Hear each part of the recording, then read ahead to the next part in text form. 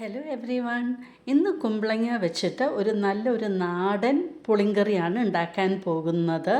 അപ്പോൾ ഒരു ചെറിയ പീസ് കുമ്പളങ്ങ എടുത്ത് നമുക്ക് വൃത്തിയിൽ കട്ട് ചെയ്തെടുക്കാം. ഇപ്പോൾ ഒരു സവാള എടുത്തിട്ടുണ്ട്, പിന്നെ കുറച്ച് ഇഞ്ചി, വെളുത്തുള്ളി, ഒരു പച്ചമുളക് കീറിയതും, പിന്നെ ഇതാ കുമ്പളങ്ങയും കട്ട് ചെയ്ത് വെച്ചിട്ടുണ്ട്. എണ്ണ ചൂടാക്കാം നമുക്ക് ചീഞ്ചട്ടിയിൽ. വെളിച്ചെണ്ണ എടുക്കുകയാണ് ബെസ്റ്റ്. ഇതൊരു നാടൻ കറിയല്ലേ. അപ്പോൾ കട്ട് ചെയ്ത് വെച്ചിരിക്കുന്ന നമ്മുടെ സവാളയും ഇഞ്ചിയും വെളുത്തുള്ളിയും പച്ചമുളകും നന്നായിട്ടൊന്ന് വഴറ്റി കൊടുക്കണം. നമ്മുടെ ഉള്ളിയൊക്കെ ഒന്ന് സോഫ്റ്റായിട്ട് വരണം. കരിവേപ്പിലയും ആഡ് ചെയ്ത് കൊടുക്കാം. എന്നിട്ട് നന്നായിട്ടൊന്ന് വഴറ്റി കൊടുക്കണം. ഇതിവിടെ വഴറ്റുന്ന സമയത്ത് നമുക്ക് നാളികേരവും വറുക്കാനായിട്ട് വയ്ക്കാം. ഇപ്പം നാളികേരം വെച്ചിട്ടുണ്ട്. ഇതിലേക്ക് ഒരു 2 ചെറിയ ഉള്ളി ആഡ് ചെയ്ത് കൊടുക്കാം. നല്ല ചുവക്കനെ നമുക്കിത് വറുത്തെടുക്കണം. അപ്പോൾ ഇതിൻ്റെ കൂടെ നമുക്ക് 2 ചെറിയ ഉള്ളി മതി. അതും കൂടെ ആഡ് ചെയ്ത ശേഷം നന്നായിട്ടൊന്ന് വറുത്ത് കൊടുക്കാം. അപ്പം നാളികേരമൊക്കെ നല്ല പോലെ ഒന്ന് ചുവന്ന് വരണം. അപ്പോൾ അതുവരെ നമുക്കിതൊന്ന് വറുത്ത് കൊടുക്കണം. ഇവിടെ നമ്മുടെ ഉള്ളിയൊക്കെ വഴന്ന് വന്നിട്ടുണ്ട്. ഇനി നമുക്ക് ഇതിലേക്ക് നമ്മൾ കട്ട് ചെയ്ത് വെച്ചിരിക്കുന്ന കുമ്പളങ്ങ ആഡ് ചെയ്ത് കൊടുക്കാം. എന്നിട്ട് നന്നായിട്ട് ഇതിൻ്റെ ഒപ്പം ഒന്ന് യോജിപ്പിച്ചെടുക്കണം. അപ്പോൾ കുമ്പളങ്ങയ്ക്ക് ആഡ് ചെയ്ത ശേഷം നന്നായിട്ടൊന്ന് വീണ്ടും ഒന്ന് ഇളക്കി കൊടുക്കുക. പിന്നെ പുളി വെള്ളത്തിലിട്ടിട്ടുണ്ട്.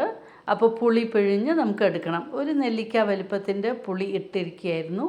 ഇനി നന്നായിട്ട് നമുക്ക് ഇതിൻ്റെ ജ്യൂസ് എടുക്കാം. ഇപ്പോൾ പുളി പിഴിഞ്ഞെടുത്തിട്ടുണ്ട്. ആ പുളിയുടെ വെള്ളം ഇതിലേക്ക് ആഡ് ചെയ്യാം.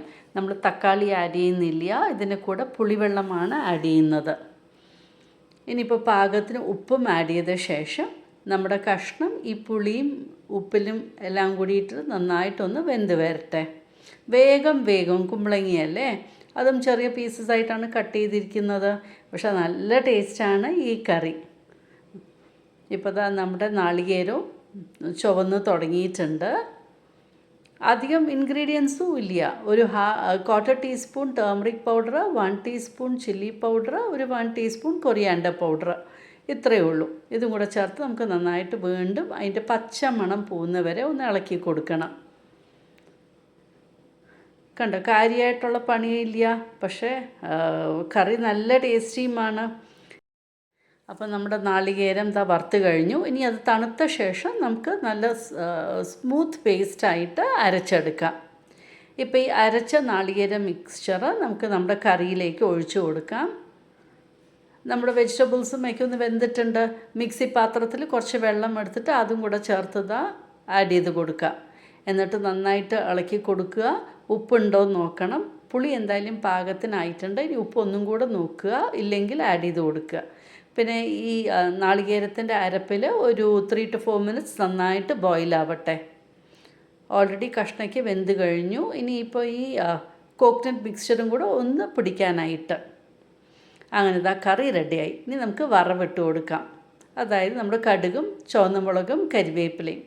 നല്ല അസലായിട്ടുള്ളൊരു ഉച്ചയൂണിനൊരു നാടൻ കറി റെഡിയായിട്ടുണ്ട്. ഇതുപോലെ നിങ്ങളൊന്ന് ട്രൈ ചെയ്ത് നോക്കൂ, നിങ്ങൾക്ക് എന്തായാലും ഇഷ്ടമാകും. Thank you for watching my YouTube channel.